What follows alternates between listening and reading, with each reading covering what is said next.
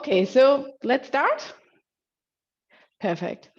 So welcome everyone. I hope you are all doing well regarding the circumstances. My name is Anna Holthaus and I'm the project coordinator of the MSP Institute working on gender and chemicals. The MSP Institute is a small charitable association based in Berlin, Germany, dedicated to supporting high quality dialogue and collaboration among stakeholders, stakeholder participation and good governance. And we've been working on gender and chemicals since 2017 with support from the German Federal Environment Ministry, and have been active in the SAICM process since then. And my colleague, Mino Hemati, is a co-founder and associate of the MSP Institute. She's advising the project and will facilitate our webinar today. So with our webinar series, 45 minutes for gender in sectors, we invited you to join us once a month for 45 minutes on gender equality and its interconnections to the multi-sectoral world of chemistry. And every last Tuesday of the month, we learned from experts and discussed and brainstormed together how we can create gender just and chemical safe sectors. In February, we started with gender and chemicals in toxicology. In March, we discussed gender and chemicals in cosmetics. Then in April, we heard more about gender and chemicals in science. And in May, we discussed gender and chemicals in textiles. And finally, today is our last webinar of this webinar series, webinar 5 on gender and chemicals in agriculture. Please note that we are recording the sessions and we will make it available on our Gender and Chemicals website and our YouTube channel. And with that, I hand you over to Mino. Thank you very much, Anna. Warm welcome to this webinar from my side as well. If we see the next slide, we see the agenda for today. It's very simple. We will have a presentation by Mueni Kiio, and I introduce her properly in a second. Her presentation on gender and chemicals in agriculture with a focus on pesticides and a focus on Kenya will last about 15, maybe 20 minutes. We'll have time for some questions and answers after that.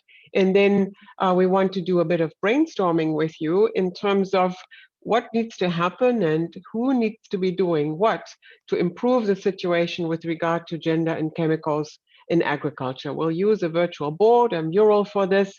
Those of you who've been here before have done that before. We'll share the link and I'll show you how to use it when we get to that point. So we'll hear the presentation and then open for questions. We'll use the chat function that some of you have already used just now to introduce yourselves.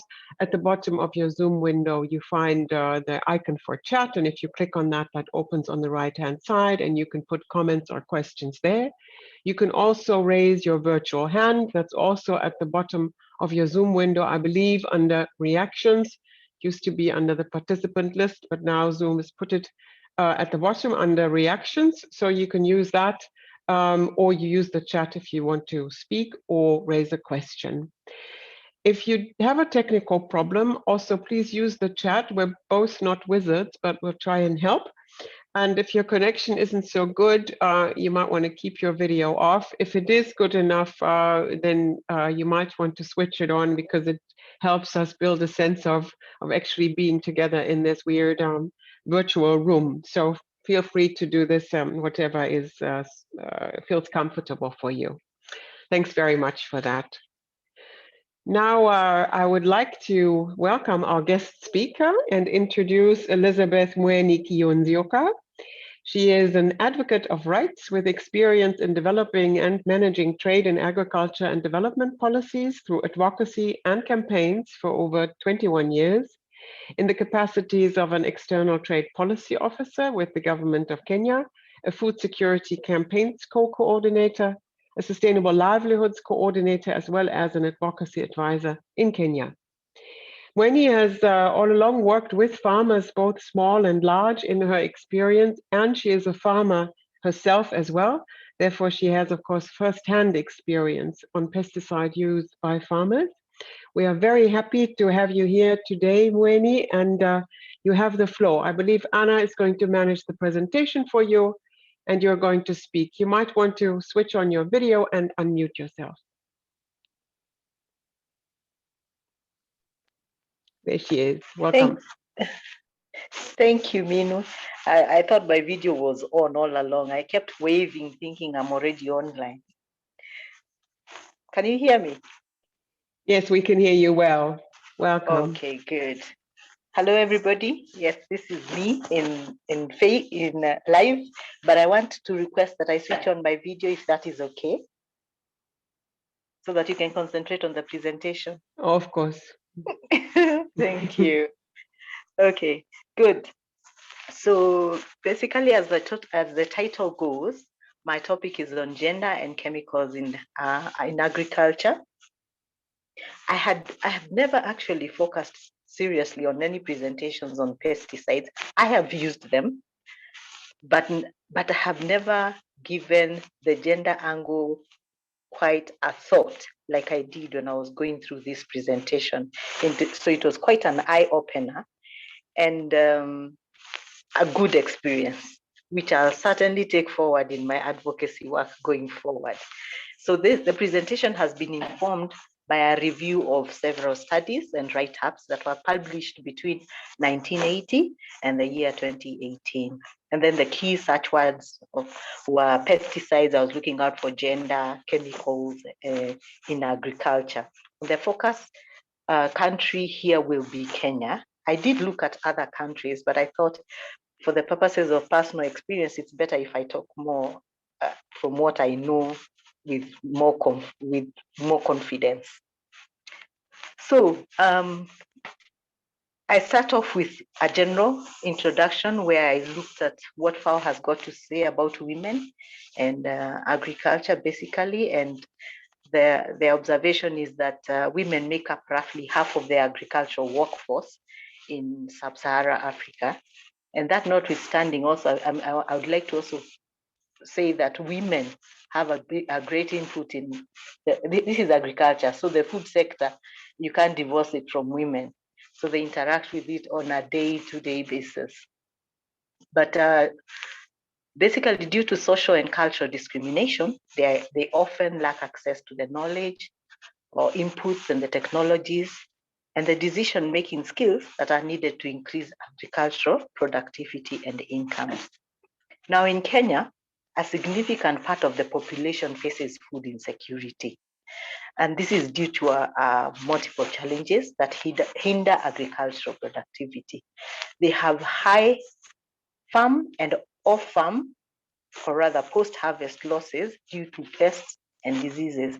And therefore, this being the case, the government agricultural policy is heavy on expanding production using input enhancing products like pesticides. Now, when you look at the conversation, it's heavy on how do we avail chemicals and pesticides to farmers such that there isn't subsidization of this product. But when you look at the other side of the conversation, you don't see a lot of effort put on enforcing safety measures against potential pesticides, health and environmental hazards. I have a small presentation here on what are pesticides, but I didn't want to assume that everybody here knows what pesticides are. So I just thought it's important to mention that pesticides are chemicals that kill plant pests. And this is not a new invention. It's something that has been there for quite a while. And the same, they say that ancient civilizations also used pesticides to protect their crops from pests. And the same applies today. So there is a general acceptance that without pesticides, farmers will lose a large portion of their crops to pests. Now, the most applied pesticides are the insecticides and all those sides that you can see in there. Now, what are the modes of exposure to pesticides? It can be through contaminated food when we spray some pesticides against bugs that may be in our houses. Like in Kenya, we've got a lot of mosquitoes, so it's very common to find at least every house with some pesticides to spray against yeah, the mosquitoes. Then there's the occupational exposure. This is exposure through as we are working, as our workers are working on the farm or laborers. There's accidental exposure. There's a factory, something happens in a factory and yeah, there's spillage. There's mosquito coil and repellent. I've talked about that one. And there's water and soft drinks. If the pesticides seep into the water system and it ends up in our water. And then suicide. There's actually one of the reports that I was looking at in some parts of Kenya where it was saying the findings were that a lot of people use pesticides to commit suicide or to attempt. And then they spray, drift in agricultural gardens. And then finally, there's the fruits and vegetables, which we love so much. Something that I'd never thought about seriously. So you can see some of the fruits there, or rather vegetables there, like the capsicum. And then I was reading that there's a list of dirty products. I'm sure most of you know about it. Dirty products, which includes apples, grapes, our most loved fruits, and quite a long list there. So those are the roots of exposure. Now, a study, one of the studies, I mean, most of the write-ups that I came across had been taken to look at the effects of pesticides on farmers and workers in general, and not necessarily using a gender lens. So the findings were not in depth in that aspect. They were not speaking to the gender concern. I'll share a few of the studies. So one of them was one titled Risk of Agricultural Chemicals on the Environment and Human Health by a researcher called Gitahi Moses. And it found that 95% of the farmers do use agrochemicals. And due to the low levels of awareness and inadequate knowledge of the dangers posed by these chemicals, farmers and workers have poor handling practices and disposal practices when it comes to handling pesticides. In between, I thought I need to mention also what exposure to the pesticides leads to. So here we look at most of the reports say there were deaths. If there are suicides, of course, there are deaths or sicknesses. The sicknesses, you can see cancer is there. And then we've got extinction of species. Especially there was a concern that we are losing bees, a lot of bees, some birds. There's hormonal imbalances, there are birth defects, there are mutations, there's cancer. In Kenya, there's an increase, I don't know about other parts of the world, an increase in cancer, an increase of cancer that cannot be accounted for. And most people are now suspecting pesticides as one of the contributory factors. And then there's the neurodegenerative disorder. Then there's a concern also that there's some low levels of pesticide exposure. It is linked to the Parkinson's disease. Now, farmers, it is said that the genders practice different aspects, play a different role in agriculture when they're interacting with pesticides. So you'll find that women have little training on agrochemical usage, and therefore they tend to rely on their own experience in deciding the type of chemical they'll use. So for example, instead of using calibrated measuring, that is jars or cups provided by the manufacturer to determine the quantities of the agrochemicals to use, most of them will use approximation. And then in terms of disposal after use, you find that many will throw the empty containers in pits or on the farm, while few of them may destroy, burn, or bury the container as required in the instructions of the chemical. Then what are the effects on different genders? I found a few of these in the different really had to dig in to look for them, because the study would be a general study. So inside you want to look, did they talk about how it affects a man or a woman or children or boys? So this is what came out, a bit of it. More women than men were found to be at risk of agrochemicals, while babies and children were at more risk of agrochemical exposure than the women, though the report did not go ahead and explain how and why. So you're left to fill in the gaps for yourselves. Maybe if the disposal of the cans or the containers that contained the pesticides were left lying around, you can imagine if the children came across them, what would happen. Then limited knowledge and awareness of the safe handling and storage of the chemicals was one of the findings, and few knew what remedies to use in case of accidental poisoning.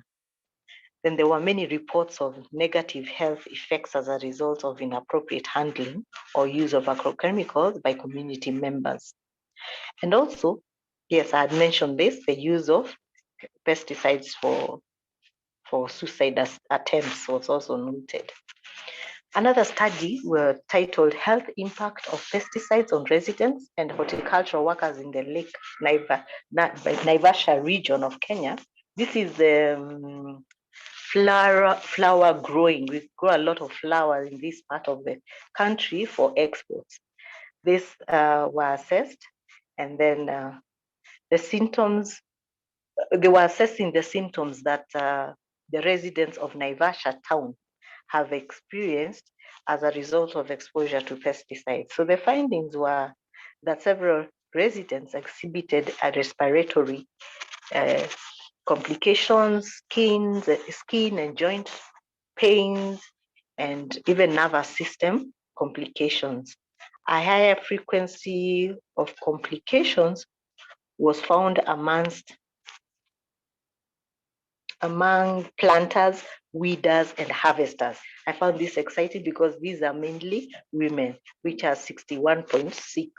Then it was found in the sprayers, who are mainly the men who work in the horticultural farms. I think this for all gender experts in the room. This kind of information, of course, really helps when we are planning for intervention, so that we just don't generalize, because different people are affected differently. So, but this is something that was not, by the end of the recommendations, you would not find specific recommendations that would try to address some of these findings. Then there was an interesting case study of maize and how some maize farmers have come up with a sensitive sensitive technology that seeks to reduce pesticide exposure. And therefore it had to look at issues of division of labor on the farm. And then they discovered that there are different factors that inform division of labor, because the labor then determines the exposure of the farmers or the workers to the pesticides if it is used in the farm. So they were depending on different cultures. You find we have two major communities in Kenya: the pastoral community and the agricultural communities. So the pastoralist communities, basically the women perform all the post-harvest activities. So if they that is the winnowing, the drying, the storage, and all that, and preparation for consumption. But in the agricultural communities, you find that there is a division of labor, where you find division of labor between men and women on the post-harvest, with regards to the post-harvest activities. So the husking, stocking of the maize, and transporting from the farm to the homestead is done by men. And then the winnowing, especially if it's done manually, drying of the grain, storage, and preparation of the grain is normally done by the women. Now, I was saying they came up with an interesting technology to reduce exposure. And this technology is the metal silo technology. And this is where they store their their maize immediately after harvest in the silos. So women reported that owning a metal silo reduced their labor burden, as they do not have to dust their maize frequently with pesticides. And this allows them to engage in other activities. They also said that it improves their health status because they no longer use chemicals to dust maize, and neither do they have to consume food that is contaminated by pesticides. As for the men say that they no longer have to buy pesticides or bags to store their maize, and therefore, in the long run, they save. They make some savings. So because overall, the metal silos fully protected grains from rats, weevils, and the termite attacks, all of which are the pests that pesticides seek to protect the crop from. Now, from there, then I looked at the health and safety. The health and safety in the workplace is, again, this was drawn from a study done by the Federation of Federation of Lawyers, Women Lawyers in Kenya. It's called FIDA, and it was out to track the working conditions of women laborers and the socioeconomic status of women in Kericho. This is one of our T zones also. Now, in a cross-section of the tea farms, they found that workers were not provided with adequate protective gear appropriate for their work, which led to negative health consequences. The employers and others, employers did not do provide gloves and aprons, among other personal protective equipment. However, some don't provide footwear. So you can imagine, because the farmers are not necessarily very well off, so some may even come to work without shoes. So that is a high risk, health risk. Then in some instances, workers stated that the exemption of women from working with hazardous chemicals has ironically had consequences on the promotion prospects or job security of expectant mothers or nursing mothers. Okay, so I found that also quite interesting. Now, an interesting thing that came up in Kenya 2019, the NGO world has been doing a lot of research in this work because they had noticed a negligence or a lax in the government in monitoring pesticides usage in the country. So they came together and developed a petition to lobby parliament to order the withdrawal of harmful chemicals in the Kenyan market. So the concern was the increased pesticides in Kenya, which had posed health risks and environmental risks to Kenyans, and then the volume of imported herbicides, insecticides, fungicides. I always find hard to say that word. With all this, the import had doubled in 4 years. And then despite all this, there was no data that was easily available concerning the use of pesticides in food, water, and soil, and their related impacts. So, and then they also identified 485 harmful pesticide products in the Kenyan market. And most of these had been banned in other countries. And yet, as a country, we were still using them. So the petition made several recommendations, which the parliamentary report, which came out in 2020, comprehensively responded to. Actually, it's very impressive because the government has come up with yes, the report is addressing everything and even more than was requested by the petition.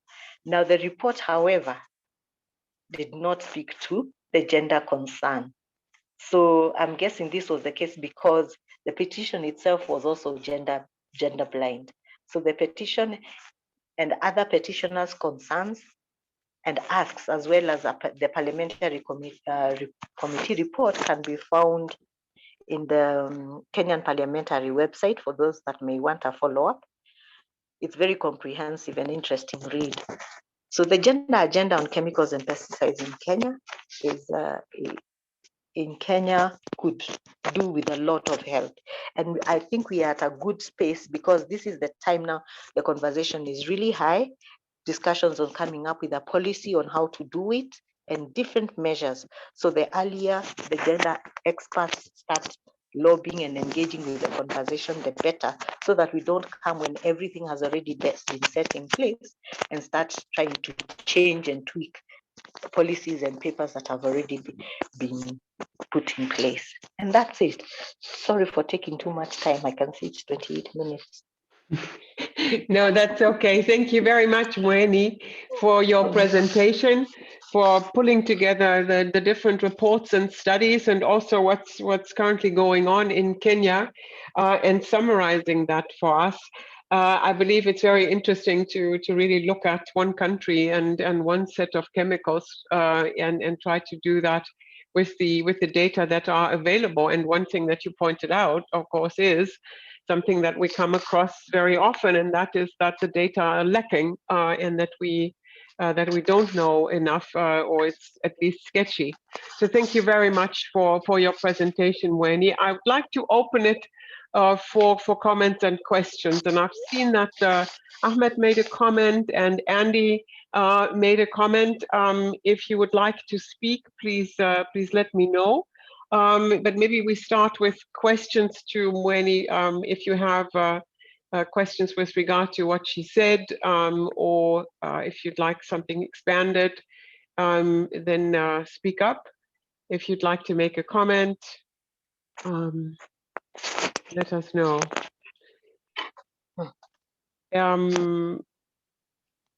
If I may, I do have an immediate question, and that is in terms of planning interventions, Mueni. I mean, some of the things that you said obviously go back to the fact that people don't necessarily know how to use, how to store, how to dispose of agrochemicals. And I was wondering how much of that is also a problem of literacy. That even if the bags and the containers offer the information, people can't necessarily read it. Is that a problem in Kenya, or and is that something where there's differences between women and men, or isn't that so much of a problem? If you know. Good question. Okay, I must say that a lot of Kenyans have gone to school, so they can read, but it's normally you find it that people don't follow instructions, especially when you have to read. So you'd rather be told in person, this is how to handle it. So we can't assume that just because the instructions are on the bottle or on the package, that people are going to read and follow the instructions. So it's important that the usage is accompanied with live conversations on how to use it and practically, because I think that things better. Actually, one of the recommendations of the parliamentary report is that extension workers should take this awareness and education. They should prioritize it. The ministry in charge of this, agriculture that is, should prioritize sensitization of farmers of the usage of pesticides. And there should also be a curriculum in the education system, that education system right from the basic education to higher, on the usage and the impact, potential hazards of chemicals and the pesticides. So there's an appreciation that there's a need to be more proactive instead of assuming that because the package bears the information, people will read and understand. Okay, so there's more questions coming in, Mueni, and I'd like to take 3 points and see if we can do that in the time. One, I think that follows from what you just discussed, is from Hans Christian, who is actually Anya today, never mind. And she's asking, what about workers' law and occupational health and safety law in Kenya? Does that impact here? Is that something that you want to comment on? And then there's a question. Let me just say, I think these are the 3 that we can pick. There's a question from Ahmad, and then there was a comment from Andy, and I'd like to bring them up one by one, but then we need to look at the time. So Is there something that you can say with regard to occupational safety and health law in Kenya that would apply here? Yes, there are labor laws. Mm-hmm. The labor laws are there, but the issue is, are they followed through? So the challenge is the following through on the labor laws and the monitoring. There has been a lax in the system in monitoring labor laws, and not only the labor laws alone, even the Pesticides and Control Board has been lax on making follow-ups, and that's why we are facing the challenges that we are facing.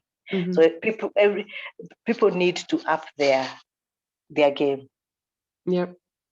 So the laws are there; they're not necessarily implemented. Thank you. Enforced as they should. Yeah. Then I'd like to turn to Ahmad's question and then to Andy's. Ahmad is asking, are there separate and clear regulations regarding use of biocidal products by women at home, particularly during the COVID-19? Now, Mueni, I don't know if you know, No. so if you don't, okay. Not that I've heard of. Actually, I think on a serious note for Kenya, like I initially said, this is a subject that has not been given the priority it deserves. At the moment, I mean, since the 80s, the push and the drive has been provide chemicals and agrochemicals to farmers because we need to increase our productivity. Conversations of preventive measures or harmful effects and what have you have been a recent conversation, within across the board. So now is when we are having that discussion. So within COVID era, maybe the discussion is there just because you see the petition that was launched was in 2019, almost the same time as COVID came up. So we might think it is COVID that did it, but it's not necessarily COVID.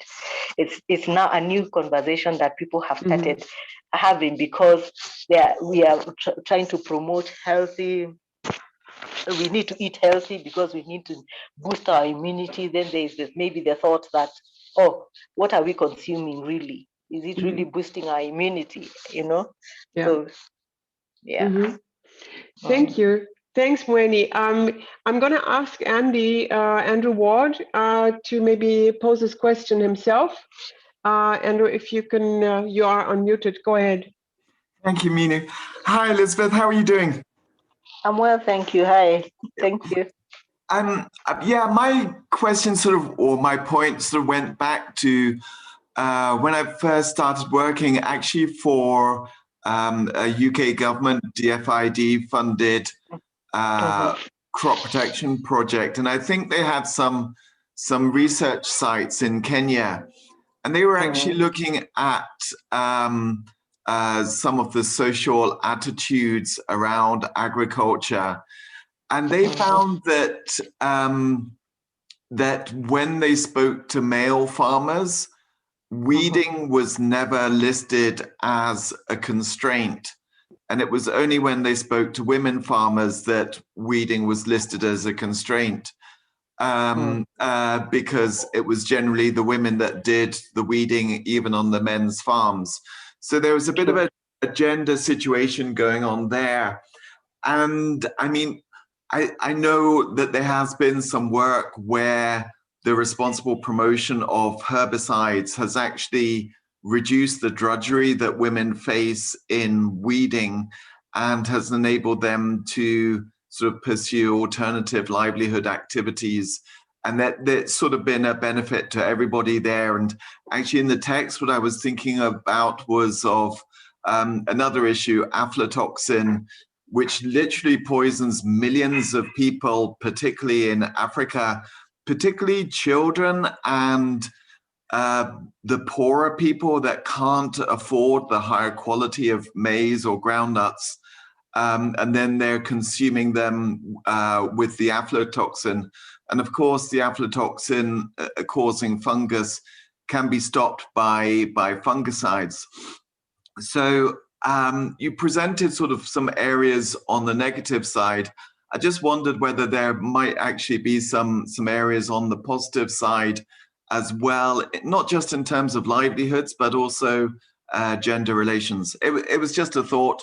And of course, I don't mean to challenge everybody. I just think there are different sides to the dynamic here.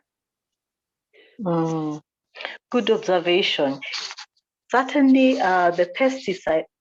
the pesticides and the chemicals and what have you, in terms of the positive things, what we have wanted to achieve as using them, that has been seen. And I presented a bit on the negative side because you'll find that most of the studies are out to inform and encourage farmers to use the pesticides and chemicals because of the positive things that will happen. But in terms of looking at both sides of the coin, there is an imbalance. That's why I had to lean on that end, so that when farmers are using, can have, for us is farmers, laborers, even the consumers of products that are becoming in contact with pesticides, can be aware of what it is that they are using, they are consuming, where it's coming from, how it's been handled, and how they should also handle them so to reduce any negative implications. Mm-hmm. But it's true, but aflatoxins has been a challenge, not only for the poor, but even for the rich. We are consuming a lot of it, not knowing, because we have not been able to adequately address, deal with the challenge of aflatoxin. Mm-hmm. Thank you very much, Mueni, and thanks also for the contributions and the questions. The more we dive in, the more complex the issue is becoming, and also the question of possible interventions. I'd like to ask Anna to put the link to the mural board in the chat. We've created this virtual board for our brainstorming, and looking at the clock, I'd like to spend a few minutes on this to invite you to brainstorm. If you click on this link, you can enter as a visitor. You don't need to put your name, you don't need to register or download anything. It opens a set of boards, like pin boards, and the one at the bottom right-hand corner for webinar 5, Gender and Chemicals in Agriculture, is the one where we want to go today. There's a slider at the bottom right-hand corner in the in Mural that allows you to zoom in. You can also use your touchpad or your mouse. It really depends on your computer. Main thing is you go to that board, and when you double click, that creates a sticky note or a virtual card where you can leave a note. And our question really is, what is it what are potential interventions? What is it that who could do to improve situations like Mueni was saying? She was leaning a little bit on the negative side. If we're looking at risks and things that are risks that are not managed well, what is it that could be done to improve the situation? In terms of gender and chemicals, in this instance, gender and pesticides in agriculture in Kenya. And if you think about, who could be doing what could the government do? What could farmers do? Male farmers, female farmers? What would need to happen in the education system? What is maybe something that the industry could do? What is it maybe that donors could do? Depending who you think about, what is it that would need to happen? And if you have an idea who would need to do it, then that's also welcome. So that's a bit of brainstorming. And I'd like to invite you to just share your thoughts. We're actually going to summarize and write this up at the end of our webinar series on the different sectors and see what people are thinking, what would need to happen. So I'll just give you a few minutes to share your thoughts, if you will. If you have a problem using the board, let us know in the chat, and we can also copy it over. But it seems that there's a few people already there. And just double click wherever you want to put something. You can't destroy anything. And if you do, we'll clean it up. It's not a problem. Just feel if you we're in a workshop room and you grab the cards and grab the pen and leave your notes.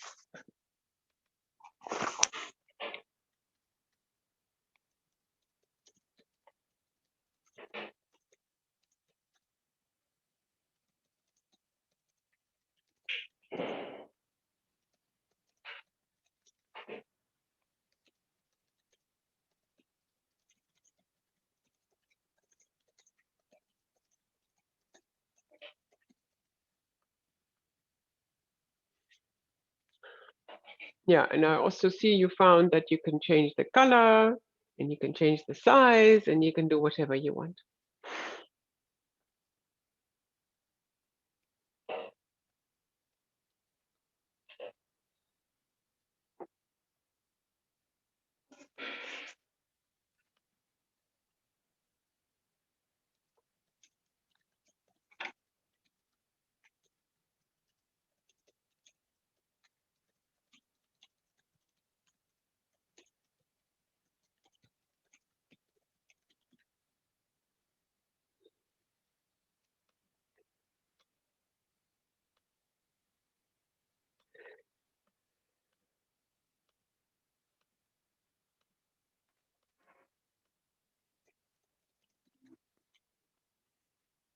You may see that you get assigned an animal. This is random, and that helps you move around.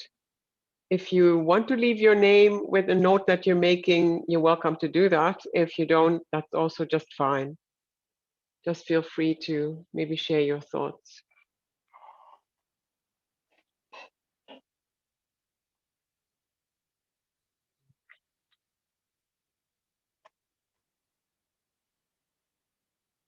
Let's give it one more minute and then we have a look at it because we're running over time. So I see somebody suggesting an emergency hotline for pesticide exposure, which gives advice directly on the phone. Because Mueni said people didn't know how to respond if there's an accident and somebody was exposed or ingested something and people don't know what to do.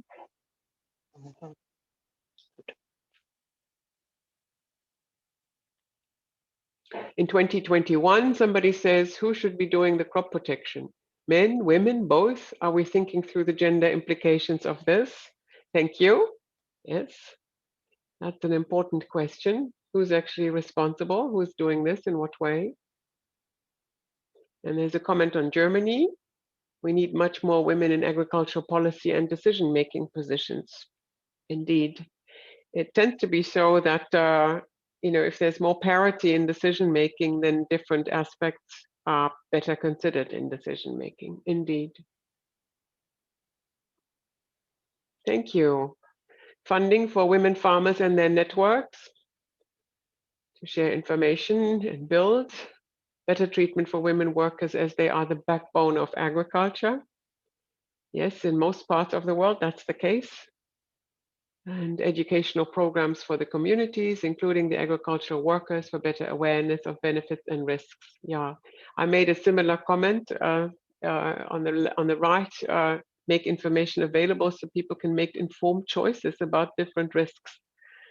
Like with Andy's comment, we see there's advantages and disadvantages and risks in different choices.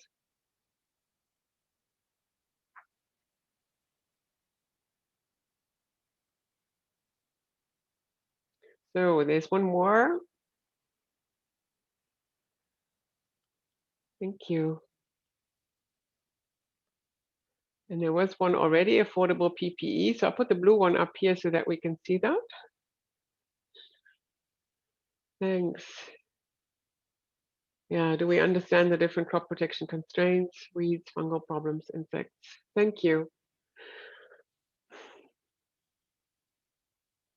Now I'm looking at Anna and I'm looking at the clock. It's one of those moments where I'd like to come back and discuss some more. Mueni, why don't you put on your switch on your camera one more time? At least we can wave at each other, and I would give the word back to Anna to close our session. Okay. Okay, so I just wanted to say thank you all very much for joining us today, and thank you again to our guest speaker, Mueni. If you have further questions, please check our website And or you can also contact us individually. And on our website, you will also find the recordings of all of our webinars from this year and from last year, 2020. And we are now in the process of developing a new webinar series. And we will also try to summarize all of the ideas from the big virtual flip chart and put it into a 2-pager document during the summer break. So if you want to stay informed, please check our website and our Twitter account and sign up for our newsletter. And yeah, we are looking forward to seeing you soon. And now I wish you a nice morning, afternoon, or evening. Thank you, stay healthy, and goodbye. Thank you very much. Bye. Thank you, Mueni, for putting in all the work and sharing that presentation. Thank you very much. We will Thank you also for the opportunity. Oh, thank you. We'll put your presentation on the website as well as a PDF, if that's okay. That's so fine. people can look. Okay, thank you very much. Thanks everybody for being here. Thank you. Hope to see you soon. All right. Bye. Bye. So.